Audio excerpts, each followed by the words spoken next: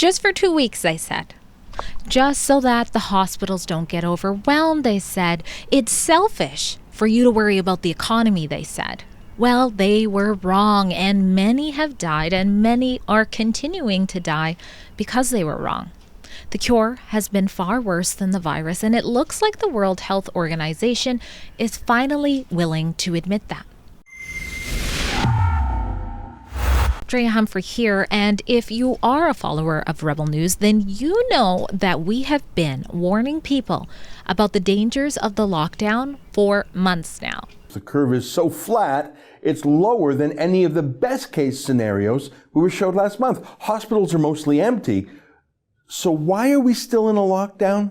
An Albertan father was allowed to die after the life-saving treatment he was told he needed for his heart condition was deemed non-essential due to the COVID-19 lockdown. Give us the dignity of work. Let our small businesses open up again. Follow whatever new rules they need to, and let them survive while society focuses efforts and resources on the vulnerable. They want to go back to work. They want to go back to school. They are sick and tired, not of the Wuhan virus, but about being cooped up. We were not the only ones sounding the alarm about the dangers of lockdown measures. Brave doctors like Ontario's Dr. Kulvinder Gill publicly advocated to end them with tweets like this one. There is absolutely no medical or scientific reason for this prolonged, harmful, and illogical lockdown. Facts, not fear. Previously, I did an entire report on how instead of Dr. Gill's life-saving medical opinions like that one, getting a pat on the back for her, she's been wildly criticized, including getting her own unfavorable one-sided report done by the CBC. Now, what about President Donald Trump, who is constantly mocked by the left for his COVID-19 measures, which include advocating against lockdowns? For example, in a briefing this past summer, Trump warned that it's important for Americans to recognize that a permanent lockdown is not a viable path toward producing the result that you want, or certainly not a viable path forward, and would ultimately inflict more harm than it would prevent. Did the measure stop then? Nope. Despite such warnings, the lockdown has proceeded to different degrees across the globe, largely in part due to the incredible influence the World Health Organization has had over decisions being made on how to approach COVID-19. Back in March, the WHO estimated that globally around 3.4% of reported COVID-19 cases have died. By comparison, seasonal flu generally kills far fewer than 1% of those infected. Well, that estimation was alarming. There was a time for us to prepare and brace ourselves for what may occur. But quarantine the healthy?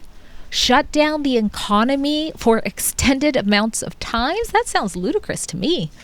Especially now that when we know the estimation of 3.4% was way off, as was the perceived threat of overwhelmed hospitals.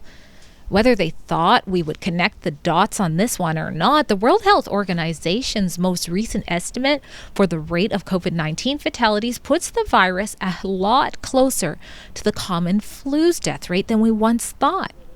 A global news report points out that on October 5th, the WHO stated its up-to-date best estimates indicate that roughly 1 in 10 people worldwide may have been infected by the coronavirus.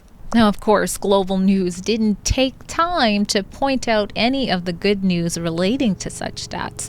With a global population that's roughly 7.8 billion people, if 10% have been infected, that makes 780 million cases.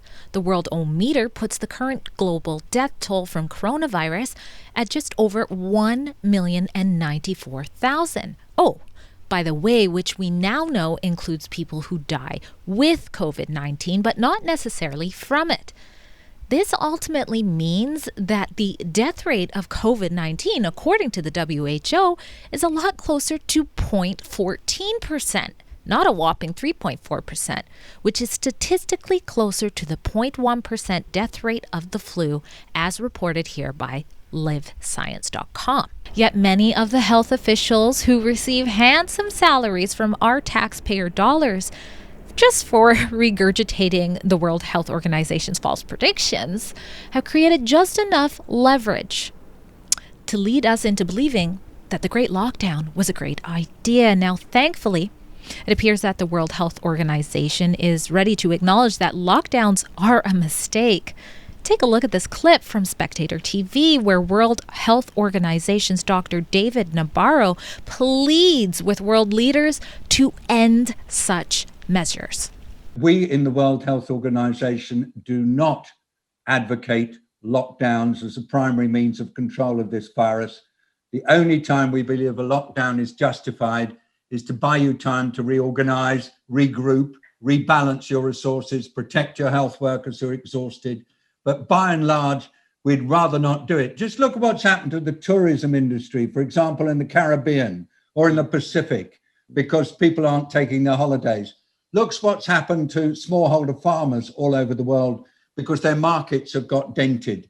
Look what's happening to poverty levels. It seems that we may well have a doubling of world poverty by next year. We may well have at least a doubling of child malnutrition because children are not getting meals at school and their parents in poor families are not able to afford it. Now, sadly, for many, this message is too little too late. According to the NPR.org, the UN's humanitarian chief warned us back in May that we could see 9 million deaths globally from hunger, and that hunger-related diseases and that number could double this year due to the economic fallout of the coronavirus pandemic.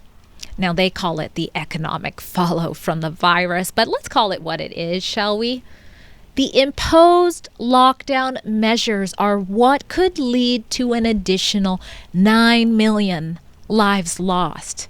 And that's not the deaths from other reasons that are associated with lockdown. That's just for hunger.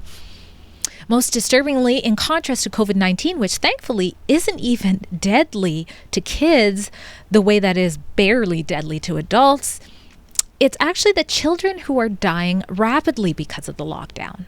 Virus-linked hunger tied to lockdown measures that are linked to the deaths of 10,000 more children a month over the first year of the pandemic, according to an urgent call to action for the United Nations, and that more children died after failing to get timely medical treatment during the lockdown than lost their lives to the coronavirus. We now know that surgeries and cancer treatments were in fact locked down due to COVID-19. What about mental health of our kids?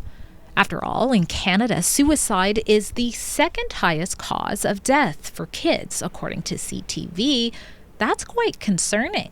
Post-lockdown suicides have often been linked to the restrictions of education and other activities, disruption to care and support services, tensions at home, and isolation appear to be contributing factors. The evidence for how devastating lockdown restrictions have been is so overwhelming, I can't fit it into one report. It's clear that a healthy economy contributes to healthy people. So why, with all of this information available, why on earth are we still seeing politicians and health advisors even contemplating lockdowns? CBC recently reported that Quebec's premier is defending his decision to clamp down on lockdown zones. Also, we see Ontario's premier Doug Ford claiming he is praying he won't have to expand restrictions on bars and restaurants and more, but will if health advisors tell him to, according to CTV. Now, what do you think? Since the lockdown's cure is in fact worse than the virus, what is the real reason anyone with the power to do so would enforce such deadly restrictions on its own people? And what has the World Health Organization done to its own credibility? I mean, the science hasn't changed, so how did they get it so wrong over and over and over? And why are we funding such an inept organization? Another question for you. Why is Canada's top health bureaucrat, Theresa Tam, still working for the World Health Organization after all we know about how they got the pandemic so very wrong? There are so many questions, and I think it's time we all start asking them. Drea Humphrey for Rebel News. We at Rebel News report on the other side of the story, just like we have been doing regarding the lockdowns that only just now the World Health Organization is acknowledging are a horrible way to address life with COVID-19. Now, if you appreciate what we do here, you can support our independent journalism by searching helprebelnews.com and donating whatever you can. We appreciate your support.